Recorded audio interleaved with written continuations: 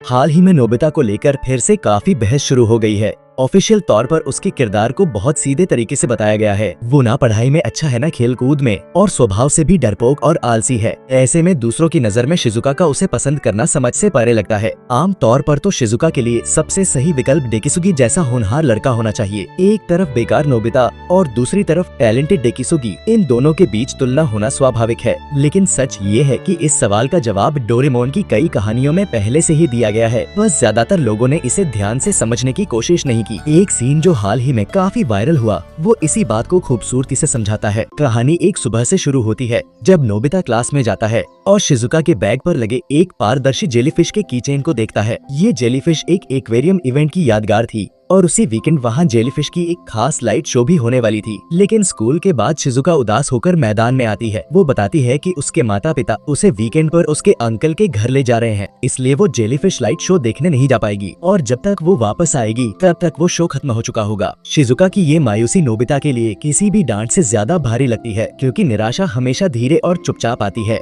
लेकिन जो तुम्हें सच में पसंद करता है वो इसे महसूस करता है और उसका जवाब देता है। वीकेंड पर जाने से पहले शिजुका को नोबिता की तरफ से एक हाथ से बना हुआ टिकट मिलता है, जिस पर टेढ़े मेढ़े अक्षरों में लिखा होता है जेलीफिश फेस्टिवल नाइट, और उस पर दो नीली पारदर्शी जेलीफिश भी बनाई होती हैं, जो उसके बैग के कीचेन जैसी ही दिखती हैं। नोबिता उससे कहता है, तुम अंकल के घर से वापस आकर मुझे मिलना, मैं तुम्हें ये शो जरूर दिखाऊंगा। शिजुका को नोबिता पर शक नहीं होता, लेकिन उसे चिंता होती है, क्योंकि जिस ट्रेन से वो लौटेगी वो आखिरी ट्रेन होगी और स्टेशन से घर तक पहुँचते पहुँचते बहुत देर हो जाएगी। लेकिन नोबिता बस मुस्कुराकर कहता है, कोई बात नहीं, मैं इंतजार करूंगा। दोनों एक दूसरे पर भरोसा रखते हैं और उस रात का इंतजार करने लगते हैं। वीकेंड के दोनों दिन नोबिता डोरेमोन के गैजेट्स की मदद से जेलीफिश तैयार करता रहता है। वो लगातार उन्हें बढ़ाता जाता है, लेकिन उसे हमेशा लगता है कि अभी भी कम है, उसे और चाहिए। धीरे धीरे जेलीफिश पूरे कमरे में फैल जाती है, फिर लिविंग रूम, किचन और आखिर में बाथरूम तक। रात में जब सब शांत होता है तो हवा में तैरती जेलीफिश की हल्की आवाज दुनिया के हर शोर को दबा देती है। अगले दिन जेलीफिश और ज्यादा बढ़ जाती है, कुछ तो वॉशिंग मशीन में भी चली जाती है और गंदगी फैला देती है। यहाँ तक कि नोबिता के पापा भी बाथरूम में फिसल जाते हैं। नोबिता समझ जाता है कि अब बात छुपाना मुश्किल है, तो वो दिखावे के लिए सफाई करता है, लेकिन असल में जेलीफिश को अपने कमरे में छुपा देता है और किसी तरह रात तक समय निकालता है।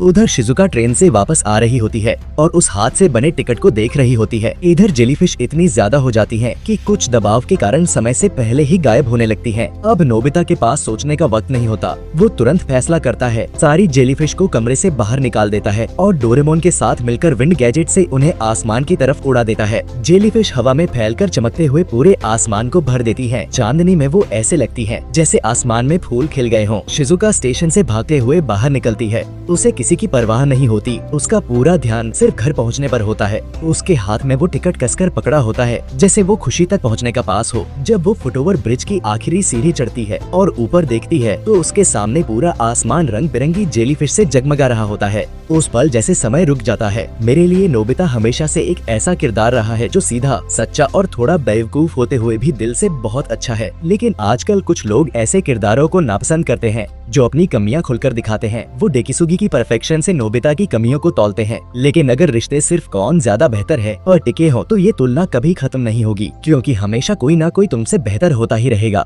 असल जिंदगी में लोग अक्सर सफल लोगों को पसंद करते हैं, लेकिन उनकी सफलता की परिभाषा अक्सर सिर्फ नंबर और पैसे तक सीमित होती है। जैसे जिसके पास ज्यादा संसाधन है वही ज्यादा अच्छा इंसान है, और इसी सोच में लोग बराबरी के रिश्ते की पुरानी सोच में लौट जाते हैं, जहाँ इंसान की असली पहचान खो जाती है। सच ये है कि कोई भी इंसान पूरे वीकेंड सिर्फ इसलिए खर्च नहीं करता कि वो अपने पसंदीदा इंसान के लिए आसमान भर जेलीफिश बना सके, और जो लोग ऐसा दिल से करते हैं वो अक्सर इस दुनिया की ओवर इमोशनल कहकर की गई आलोचनाओं में कहीं खो जाते हैं।